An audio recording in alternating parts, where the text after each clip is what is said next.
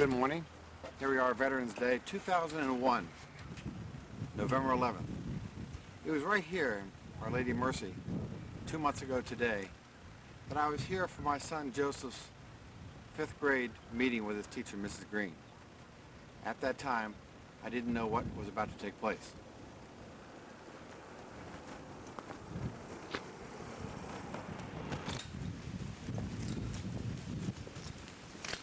As our meeting adjourned with Mrs. Green, my wife Mary, we left here approximately 9 o'clock.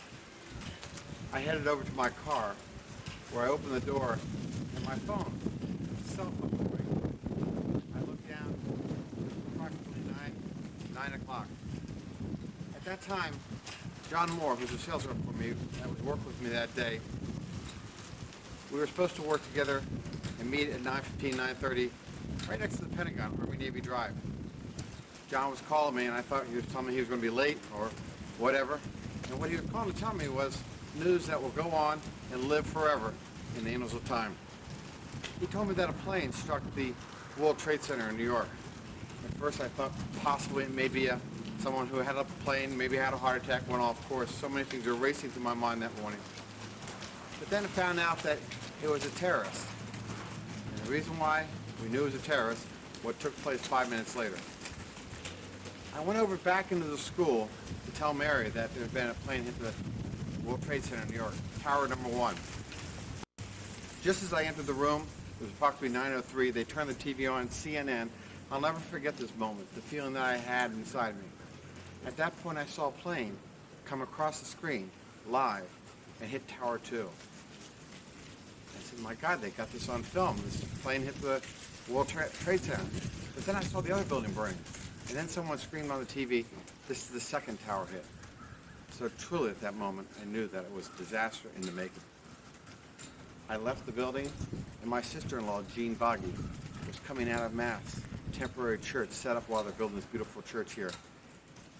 And I told her, and the friends gathered around, that the World Trade Center had been struck, not only once, but twice. At that point, I left. I left Our Lady of Mercy, and I remember telling Mary to be safe and to stay tuned to the TV and the radio, because this didn't look good. And here we are in Ground Zero, Washington. As I pulled out of here, I got back on the phone to call John Moore, and I started driving, telling him that I would meet him probably about 9:30 or so, 9:45, near the Pentagon. Let us follow that journey that morning, 2 months ago today, Veterans Day, as we stand here, 2001. 2 months ago today, a day that we'll remember forever, a day that my father's generation remember where they were on the day of Pearl Harbor, the day that I remember when John F. Kennedy in 1963 was struck down by an assassin's bullet, and a day that my children remember today, 2 months ago, when September the 11th, that morning when the World Trade Center in America came under attack. Thank you.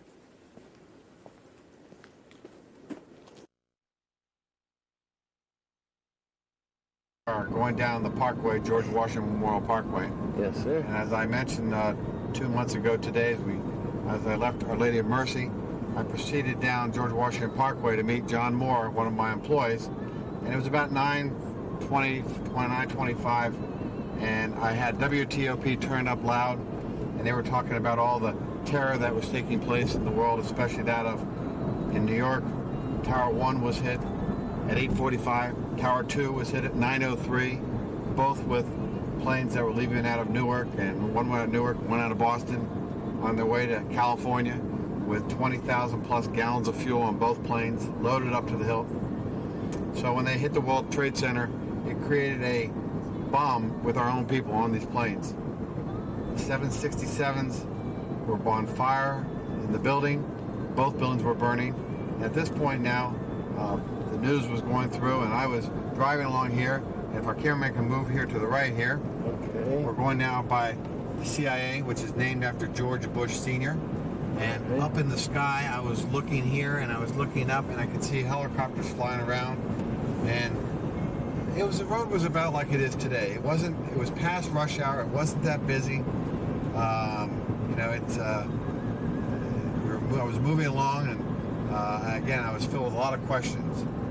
So at that point, if you can come back over here, cameraman. By the way, my cameraman today is my father, Joseph Vaghi, and we'll get to him a little later on, but I want to thank him for filming this today. So as I proceeded along the parkway here, I got a phone call from my brother Nino, who was in the office, and he had most of the people in his office with the TV on.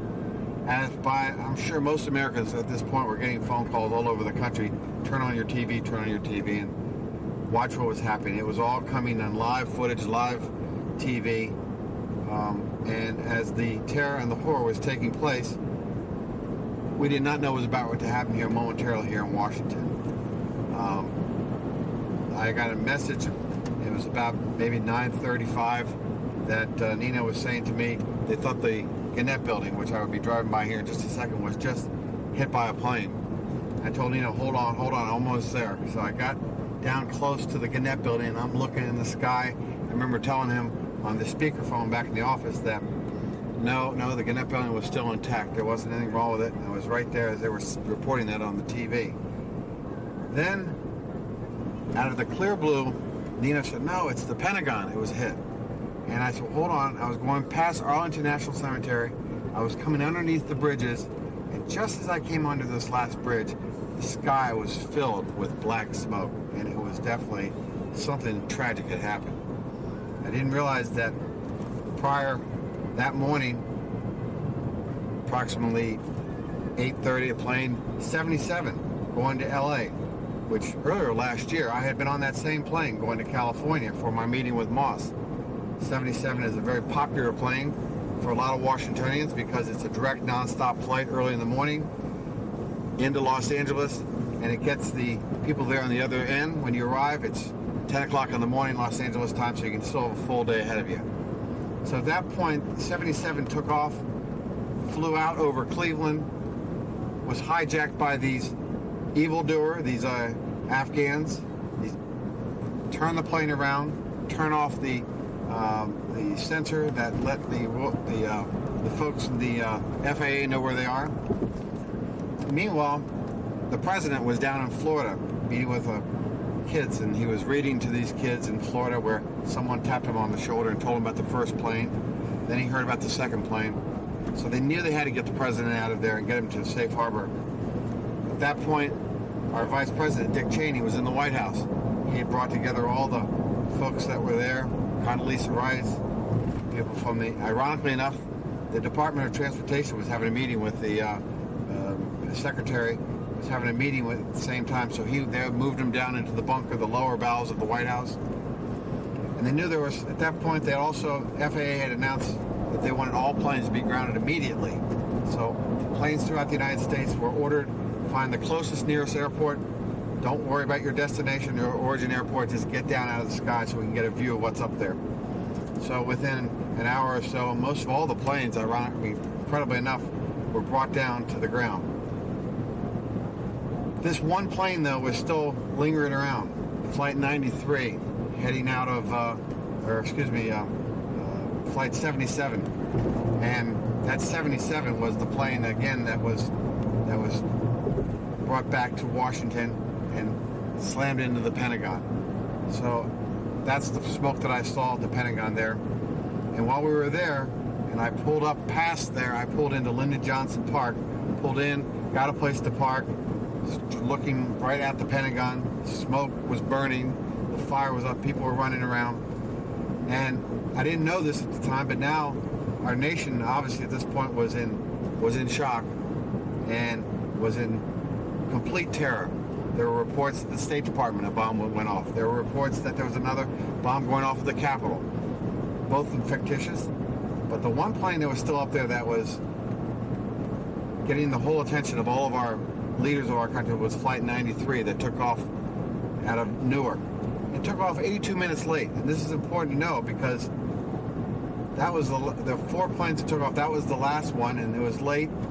It got out, again, over Cleveland, forced to turn around.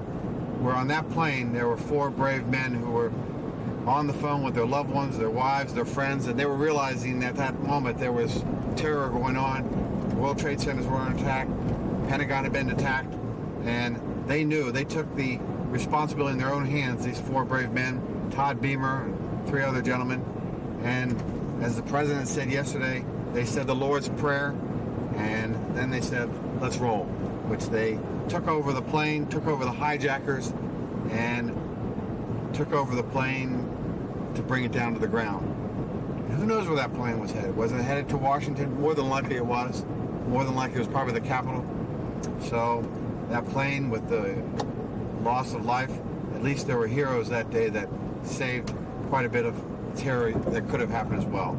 So if our cameraman will turn, Dad, if you turn to the right here, all right? I want to just let the camera run here, and we'll listen to some music here as we come down the parkway here.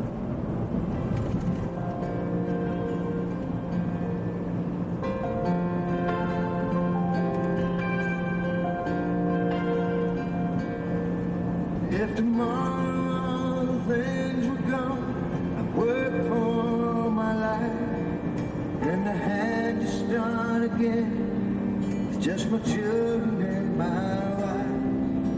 I thank my lucky stars to be living here today, 'cause the flag still stands for freedom, and they can't take that away.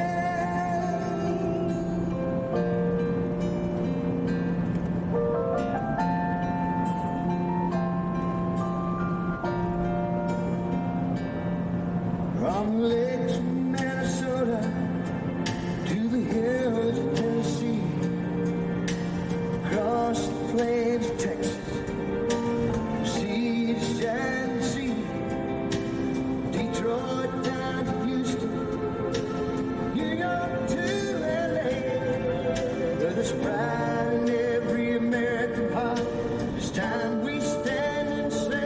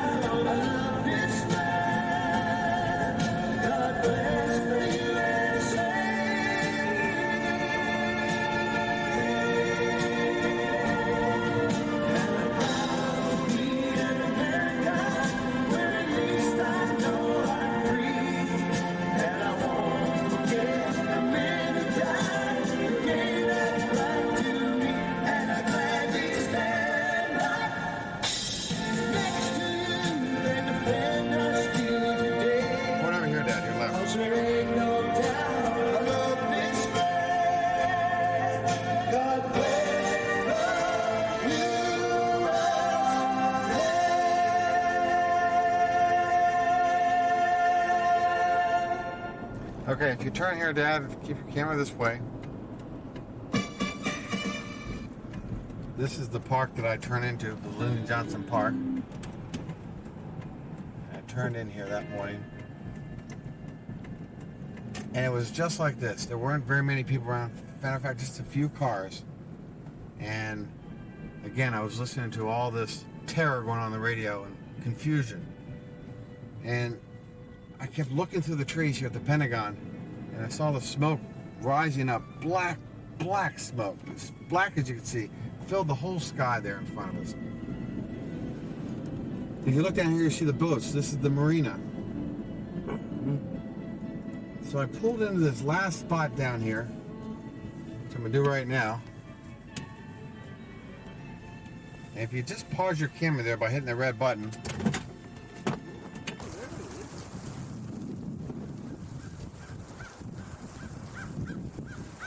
Okay, the red button's on, Joseph. Okay, thank you. Yeah, I'm up pretty close on you. All right, we'll just pull back there a little bit.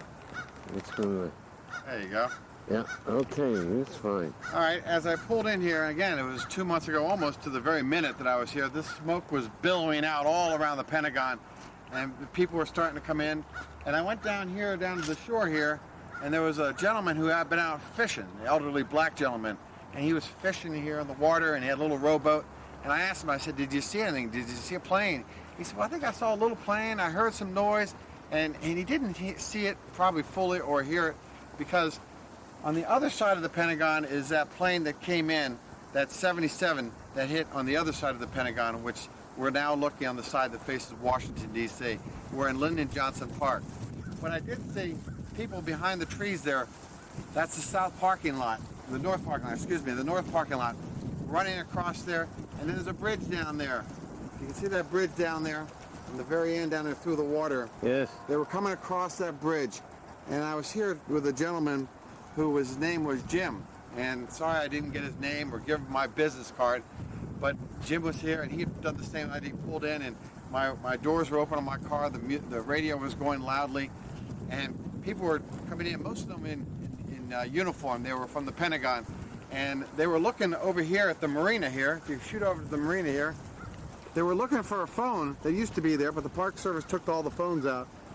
And obviously, most of these folks wanted to call home to their loved ones and say that they were just fine. So, at that moment, the plane go overhead here.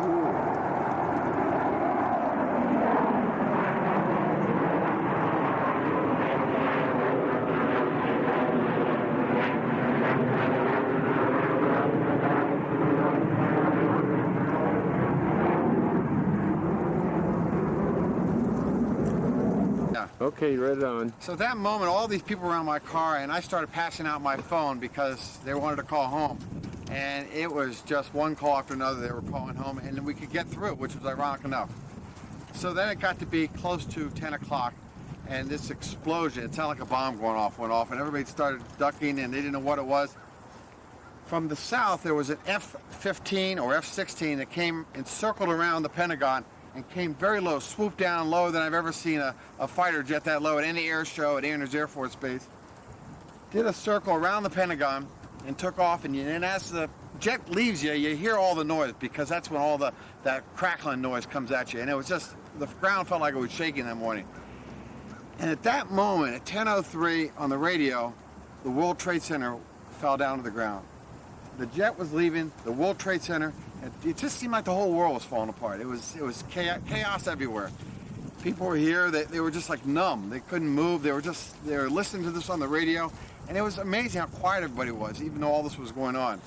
And at that point, I looked at this guy, Jim, I was with, and they were saying they need some help on the other side, bringing people across and whatnot. And I said, let's go on over and help out. So I shut the doors, and we went across the bridge down there, and they were bringing kids over from next to the Pentagon. There's a nursery, and they were bringing the children over and carrying them over and setting up a makeshift kind of a nursery under the trees down there.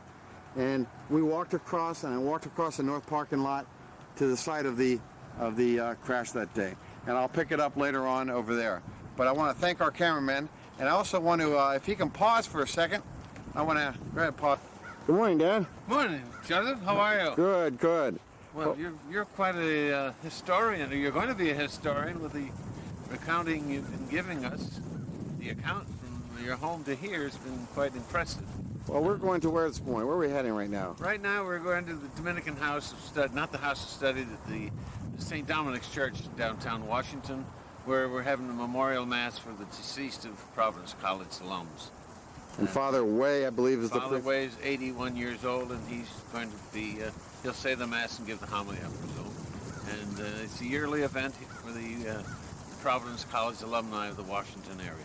As I said earlier on the tape, and you weren't there, everybody remember where they were in your generation at Pearl Harbor. In my generation, I remember where I was for John F. Kennedy's assassination. And our children remember where they were for this terrorist act on our country, 9/11. Where were you on 9/11? 9/11, that's September the 11th. Yeah, when this happened, when this was taking place. The 6th Naval Beach Battalion, which I'm a member of, was meeting in Covington, Kentucky. we're having our annual reunion. And on that day, which was Wednesday, I believe, we were scheduled to go from Covington to Dayton, Ohio, to visit the Air Force Museum. We got in the bus, there were 40 of us. We got in the bus and we drove. It's about an hour and a half drive from Covington to Dayton. When we got there, the bus was stopped at the gate, and an officer came aboard and started to speak. And we said, "What are you talking about? We can't hear you." So he got on the power system, the PA system, and said that the trade centers had been bombed, that the Pentagon had been bombed, and that chances are we would not be able to remain in the building. We'll let you in now, but chances are you'll have to leave very shortly. Well, we just couldn't believe what we were hearing. And we got inside the museum. We were there maybe 15 minutes. Then the announcement came over. "Now hear this, all hands leave the building immediately. Now hear this, now hear this." And boy, there was everyone scurrying about. I did inquire of the information officer at the desk what was going on. He said, "Well, they've bombed bombed the two towers in New York. They hit the Pentagon and they hit the White House." And I said, "Oh, God have mercy." So when we got on the bus, the bus driver turned on his radio and hooked up the PA system. So we did listen to CNN radio all the way back to Covington, it was in absolute disbelief, mostly silence. But once we got back to the Covington and into the room where we had our television and so forth, why, then all hell broke loose. The guys were playing those sons of bitches. We ought to go and do this, do that. And we were watching it on television. So that's where I was when this was going on. And how many veterans were with you that day? That day we had about 20, I guess. Good turnout. And they were ready to go and take up arms again. Well, that's horrible. All right, well, let's go to Mass. Okay, fine. Okay. Thank you, Joseph. Yeah. All right.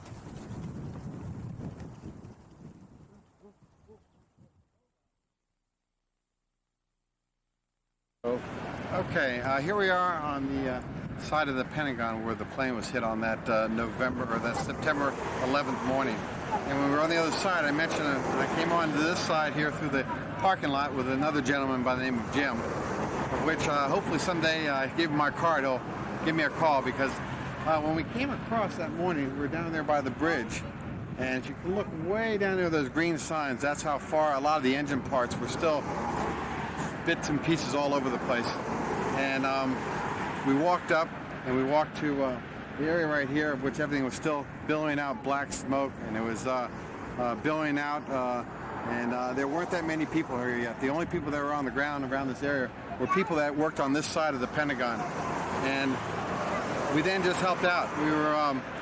They were bringing in water, and they were also then at that point, about 11 o'clock in the morning, they brought in their tents. They're called emergency tents, where they can actually do surgery and triage right on the scene. So you open these things up and they pop open. They have all the hooks they can hang on there for medical needs. And we set all the tents up. Then they broke a hole in the Jersey wall. You can see it down there where it's patched up. Broke a hole in there so they can bring things through.